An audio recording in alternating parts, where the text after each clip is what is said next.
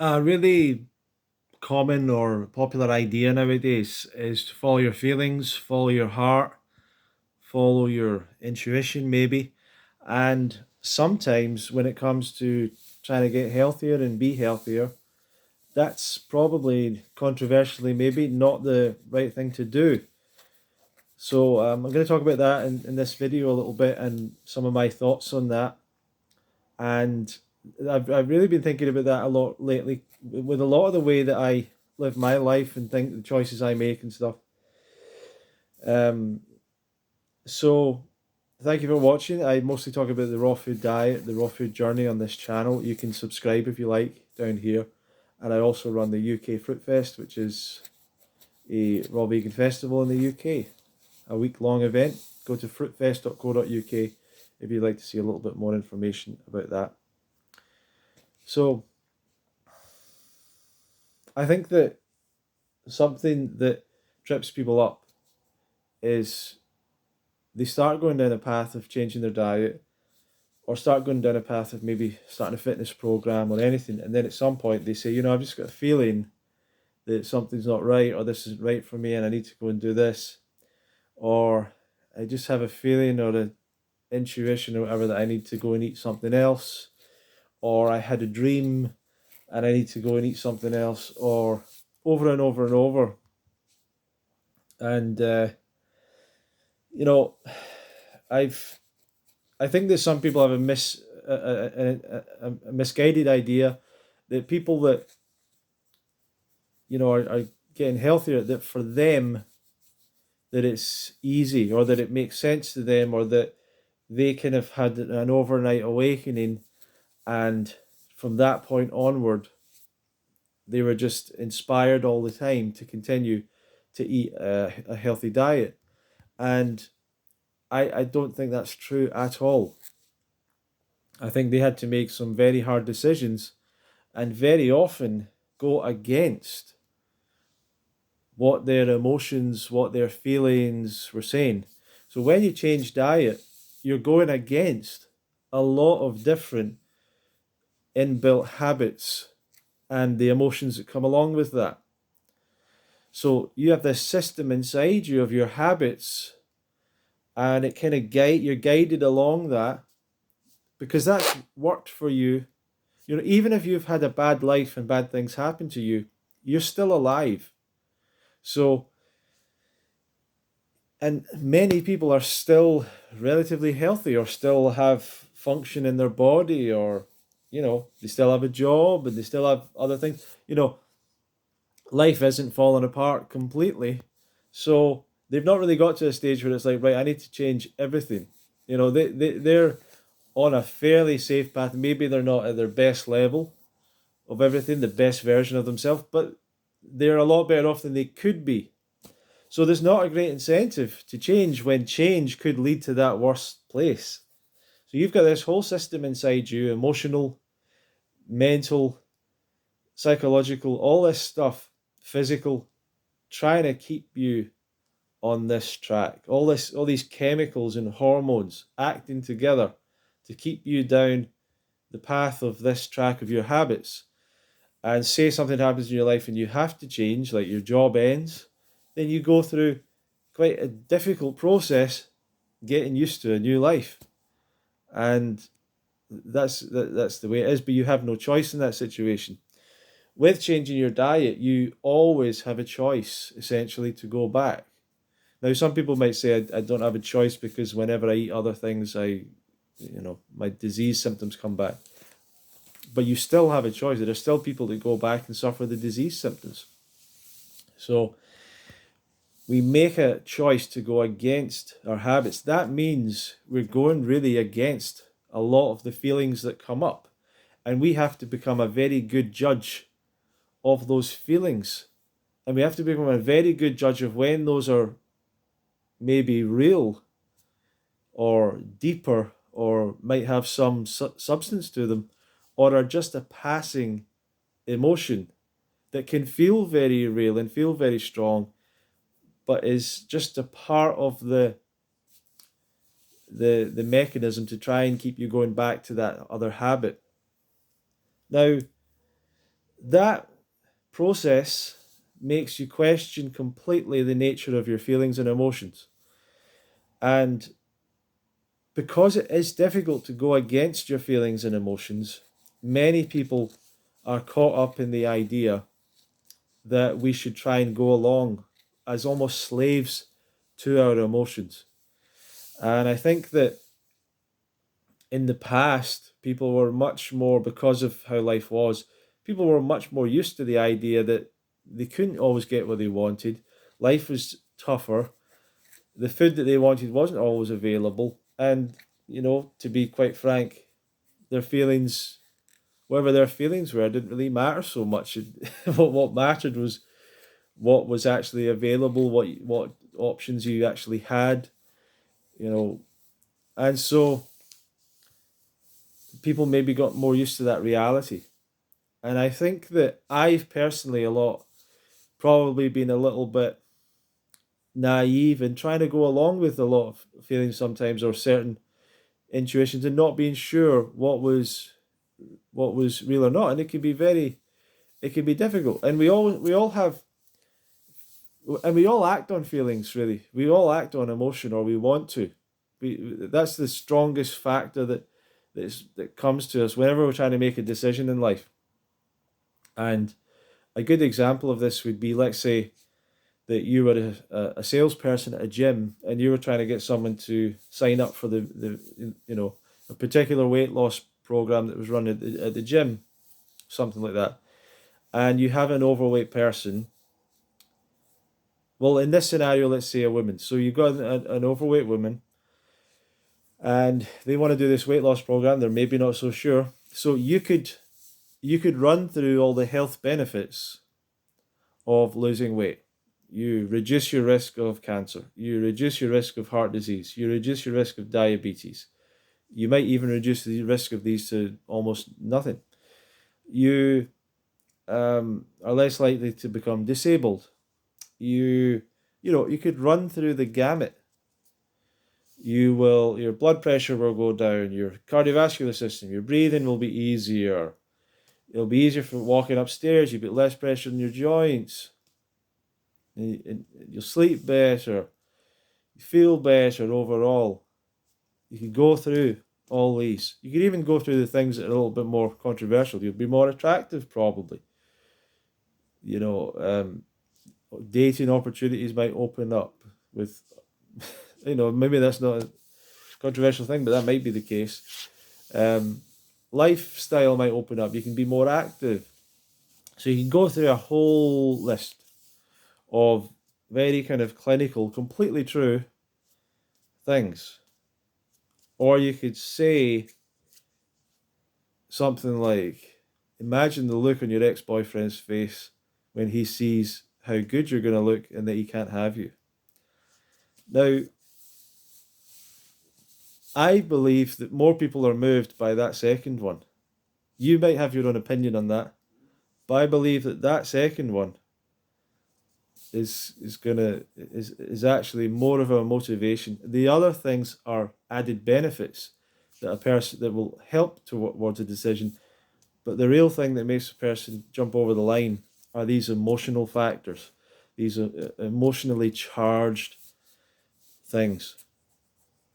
So emotions are what drive us and what move us, but our emotions, I'm kind of, they never really been explained to me very well. I mean, as human beings, we seem to have just some natural set of various different emotions that pop up, and that seem pretty ingrained, and are probably related to your personality in some ways, and your own life experiences, and so on and so forth. And why is it that some people are more angry than others? Why is it that some people are more compassionate than others? I don't exactly know. Is it life experience? Is it how they were treated? Is it nature, nurture? Is it genetics? I don't have the answer. Maybe other people have the answer for that. Um, but we all deal with and have our emotions, and people react to different situations in different ways.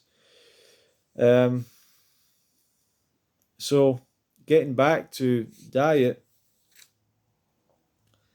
you're going to go through a number of different emotions, and it's going to be very tough sometimes when you change your diet. When you try to start to change a habit, part of it is this emotional sort of journey, emotional gauntlet that people go through. That's why people often call these things a journey, because it's not a straight path. It's not like, okay, now I'm a raw vegan and that's it. It's never a one day I'm one thing, next day I'm the next. It's a journey to become that, even when you've made the decision up front.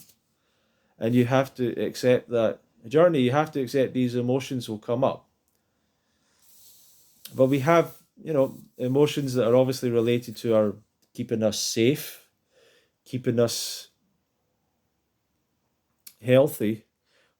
But all of that is confused in the modern world. But there's also emotions tied in with relationships with other people and fitting in with the crowd and all of that kind of stuff. And I think a lot of that relates down to, I might not be right with this, but our own self-image, our own idea of who we are, and that self-image, that idea of who we are, I believe probably does.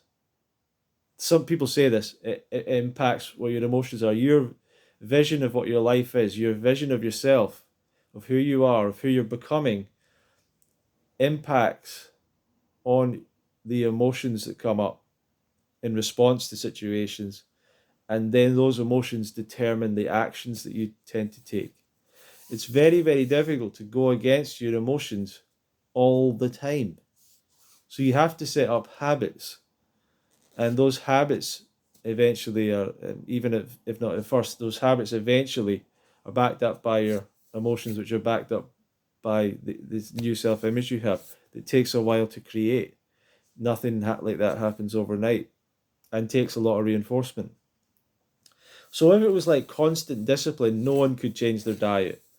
No one would ever get healthy. No one would ever lose weight. It'd be impossible if you were constantly battling. Eventually, a momentum builds up and the momentum swings in your favor. And then you carry that momentum to a healthier and better life. But there are times when you have to go against your emotions. And as I said, I really have always been trying to figure out in life what's the best way of making decisions. What's the best way of deciding a path forward. And I always liked the idea that I would hear people say, I go with my gut feeling. So some people, and some very successful people, they say, how do you make a decision on X, Y, Z? And they go, I go with my gut feeling. I always go with my gut feeling. And I would think, well, is it the case that their gut feeling is always right? Or they just go with their gut feeling? And sometimes it's wrong, sometimes it's right. You know, is it the case that the gut feeling is always the right thing? Is it the case? Some people say I follow my heart, so maybe they feel something in their heart in a situation. Well, is that the case that that's always right? Is it? Is it? And I started to question: is it not maybe a little bit lazy? That in reality, what we should do is when we're making a tough decision, take some time over the decision, but we're just kind of lazy and don't want to do that. I used to be a salesman, and I was selling windows, what we call double glazing here, windows and stuff. And I took that job because I wanted to learn about sales because I didn't know much about it, and you sort of need to learn a little bit about it if you're running any kind of business or whatever. So I took on this job, and I it's really about helping people make a decision. That's what a lot of sales comes down to. And what you realize is people are really bad at making decisions. And so there was quite a complicated sales process, sales presentation involved. But you kind of started to realize that every single piece of this was important for helping that person come to a decision. It was covered in every element. And one of the things that people would always say, they would say, I want to get quotes. So if you offered them the product at a certain price or whatever, they would say, well, I'm gonna get some quotes. Now, in a person's mind, that's what they're going to do. The other thing they would say is, I'm going to think about it. These are the classic kind of rebuttals. So you say, I'm going to get some quotes. In their mind, and in the mind of a lot of people, the idea is to go to 3 or 4 different companies, usually 3 is what people say, and get 3 different quotes and compare those quotes and see what's best. In reality, what would actually happen if the person does get 3 quotes, which they probably often don't, but people like to say these things because they like to present themselves as a rational person or whatever. So they'd probably get these 3 quotes and go with the person they like the most. That's honestly what would what would happen most of the time. Go with the person that sold them the best. That's basically it. And if it wasn't that, they just go with the price they like. That's it. That's cheap. That's expensive. They're in the middle. That must be right. You know, People don't have a very good decision making system. And if you don't, there was a quote one time that I heard about, if you don't have a sales system, which is really a decision making system that you provide to the customer, then you're relying on the customer's own decision making system, and they don't have a decision making system most of the time, which is the case basically all the time. And I would say that the one type of person that might be different is someone like an autistic person. Someone like an autistic person, uh, people call it neurodivergent, a different way of thinking, who's a bit more meticulous and a little bit less swayed by emotion and a little bit more analytical. Even then, those people are moved by emotion, but they might bring a little bit more. So one of the decision making things that we would do sometimes if a person was on the edge of making a decision and couldn't quite come to a decision is the classic thing of putting a line down the middle of the paper and then putting a pros and cons list.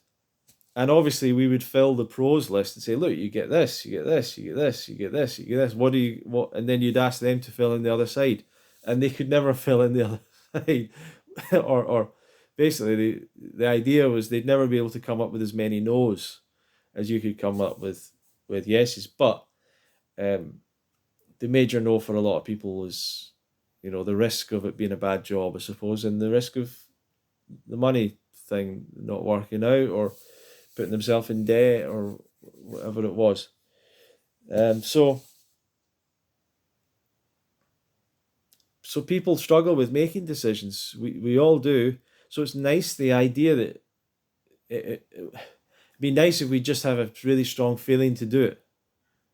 And sometimes the reason that the person says, I want to think about it or I want to get quotes, is that they don't have a strong feeling.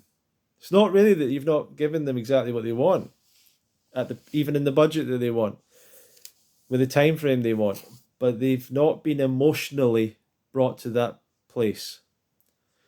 And generally, what brings people emotionally to that place is sometimes a little bit of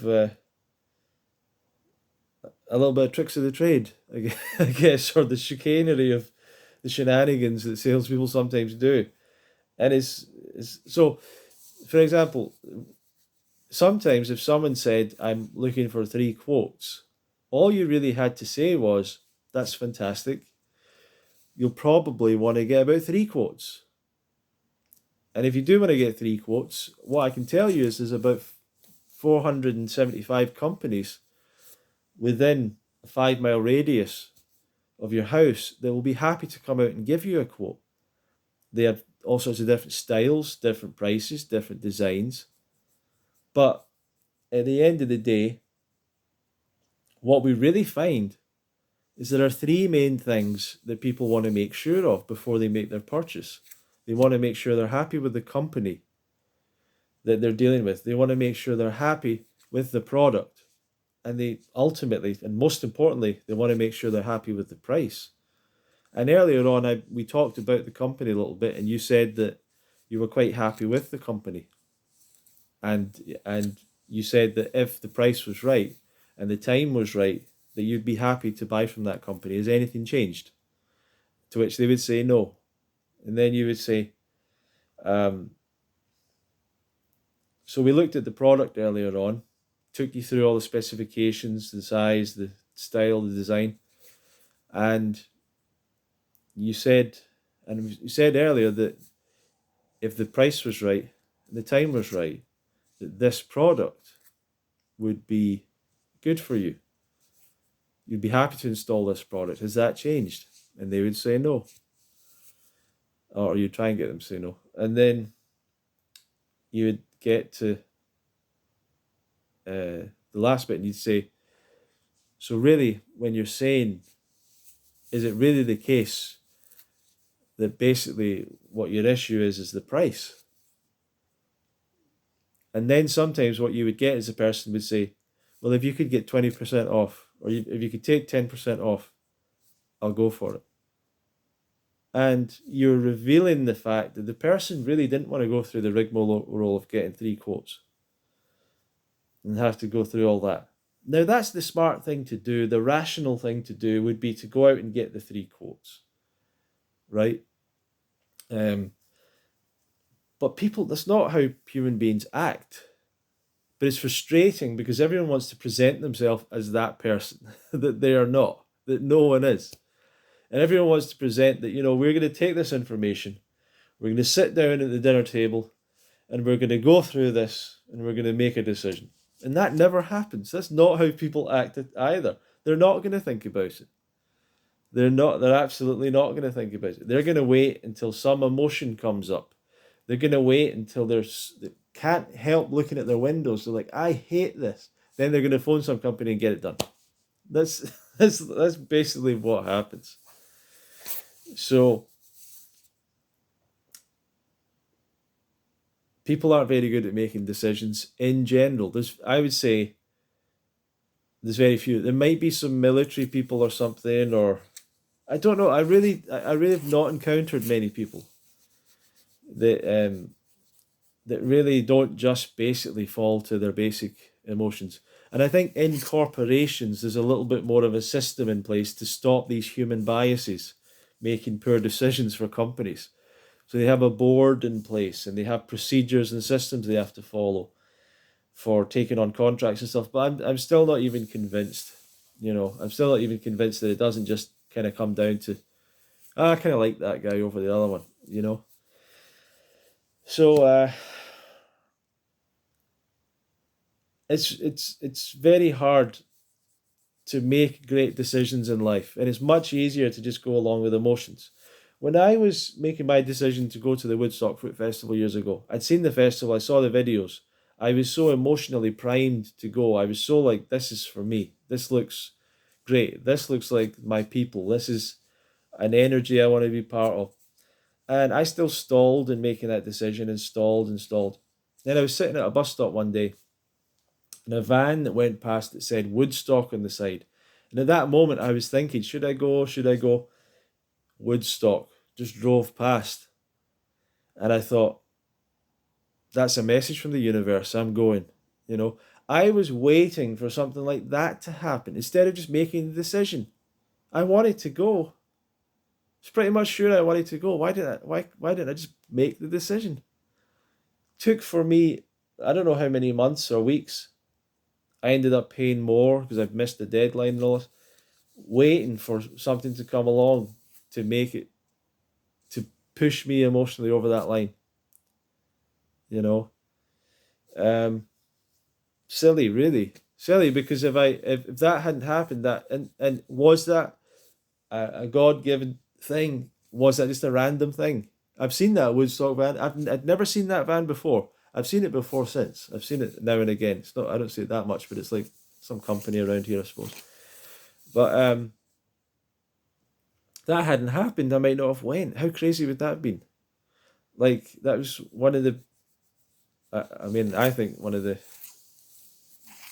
best decisions of my life, or led to like just such a wonderful thing in my life. But there would have been another track I would have went down, I suppose, and who knows how that would have all went. But it's hard to it's hard to say. So I just find myself more and more, you hear people that are fitness. I always assumed the people that are doing fitness, they just love it. They get up, they love to go to the gym. They never feel tired. They always feel in good shape.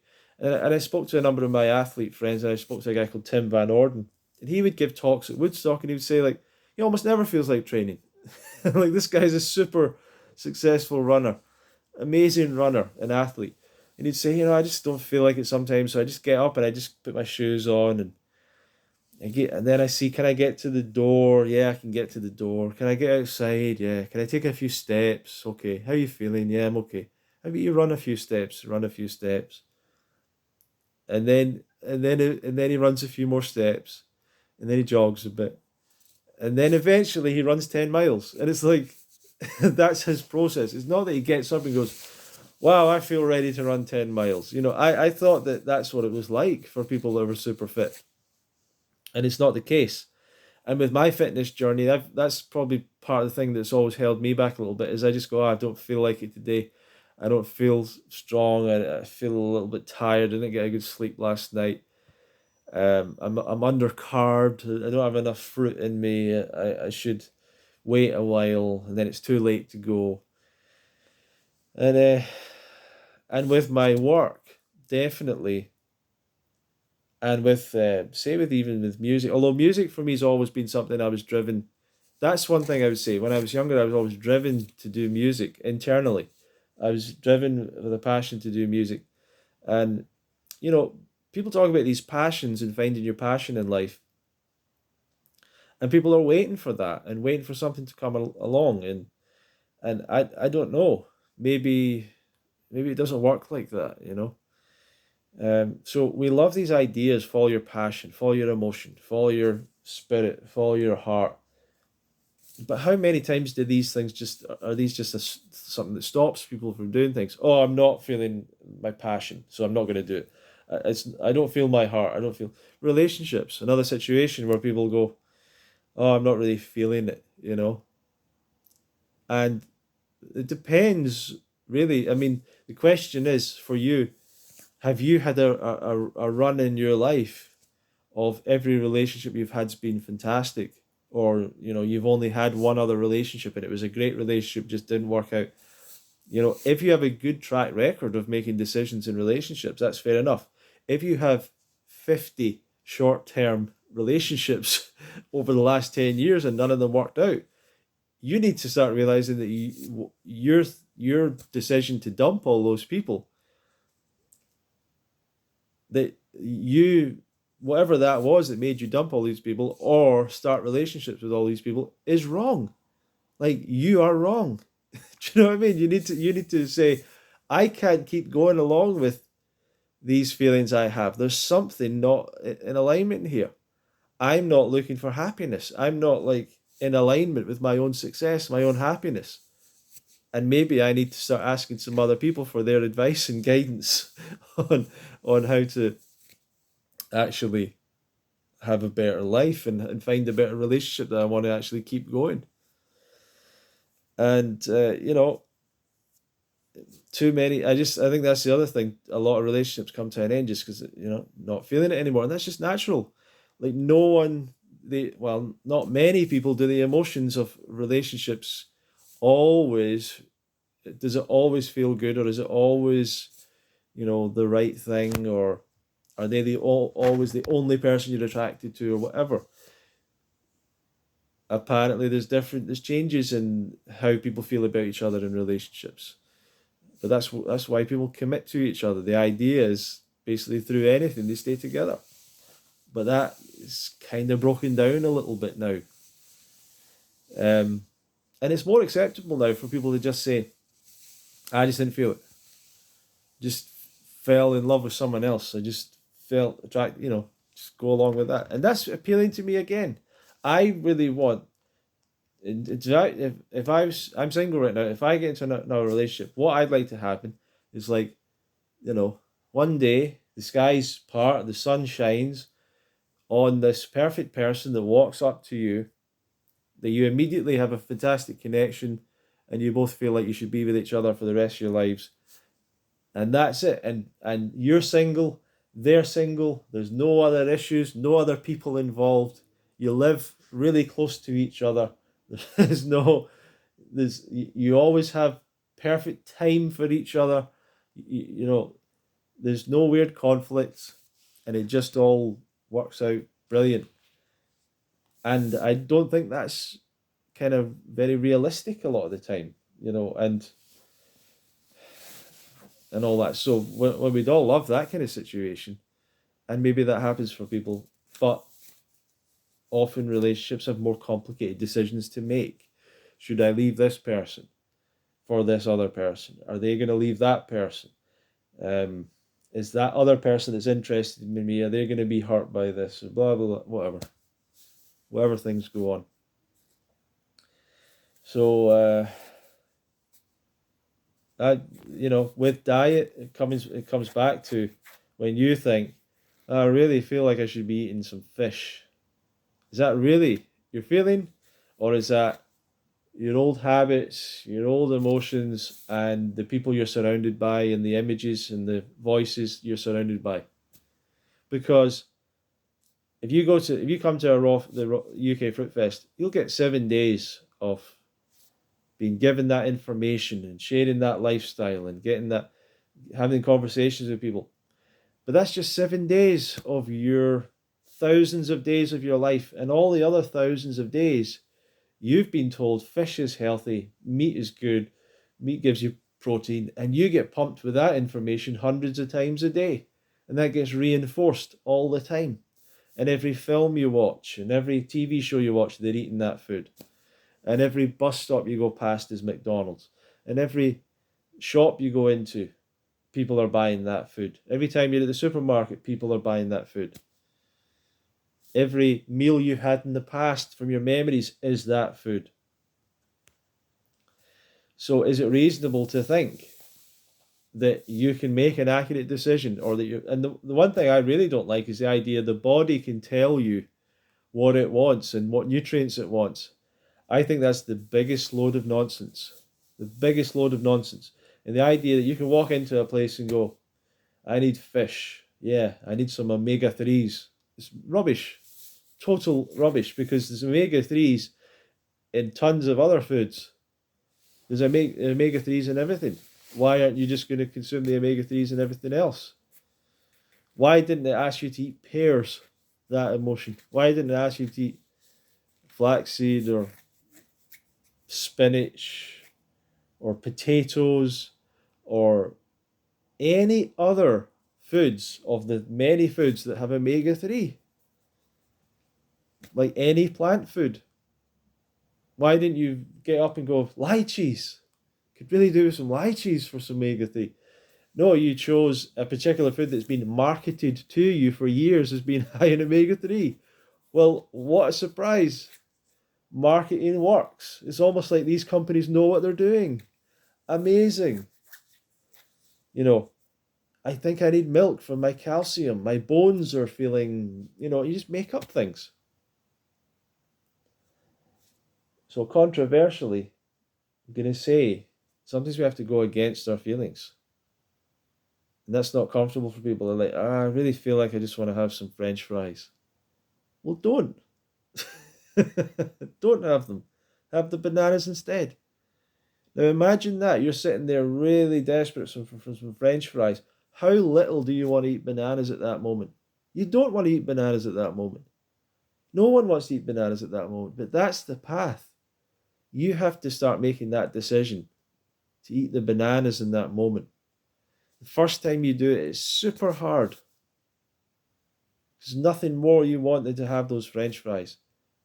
But you say to yourself, you're going to have the bananas. And that's after 100 times of thinking, I should have the bananas. I should have the bananas. I should have the bananas. And one day you go, I'm going to have the bananas. And you do it. And then you feel good. And you're like, that was a good decision. I like that. Now I don't really care about eating French fries. I feel good. And the next time it comes up, it feels a little bit easier to make that decision. And the next time it's a little bit easier. And then eventually it becomes like more automatic. And then you stop thinking about the French fries and stuff like that. So we really should teach people, don't go along with your feelings. Don't go along with what you feel is right. Your body doesn't know what's right. You know, you've been bombarded by confusing information over the course of a lifetime.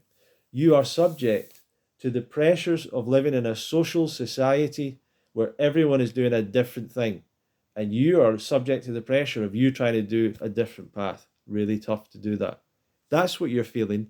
You're feeling a combination of your old habits.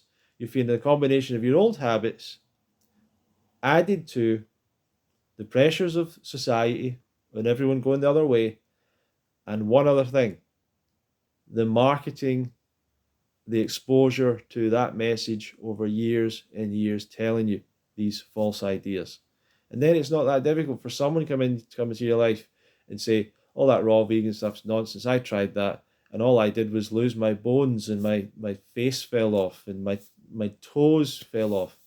But then I ate meat. The next day, everything had grown back and I was perfectly healthy again. And then people go, oh, that sounds right. And people go along with, I mean, that's exaggeration, but that's basically this kind of thing that people say. And then the people who go along with it and it feels right to me. It feels right. And you're like, well, what happened to your cholesterol? Did your cholesterol go up? Because how did you not feel that? What happened to your blood sugar? Oh, your blood sugar started to have problems again.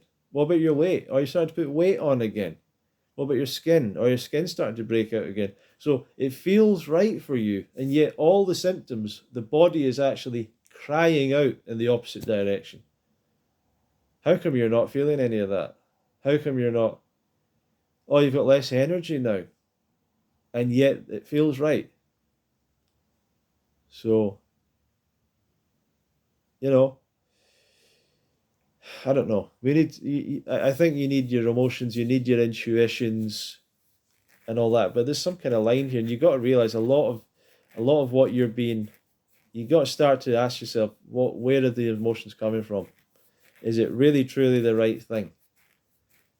And think back to why you're doing this, what's important to you, and I think to some degree to do this, you have to have a vision of yourself as a little bit of a pioneering person that is happy to do what they want against what other people do, that doesn't follow along. You have to have that belief and idea of yourself. If you're someone that prefers to just kind of go along, it's going to be a struggle to do this unless you find a community of people that are doing this that you can go along with, which you can do by coming to the festival or something. Anyway, kind of a long video, but thank you very much for watching. We have Fruity Fridays on a Friday night. If you're watching this on Friday, you can join us 7 p.m. UK time. You can go to fruitfest.co.uk/Fruity Friday. Should be some links there if you want to join us. Thank you very much.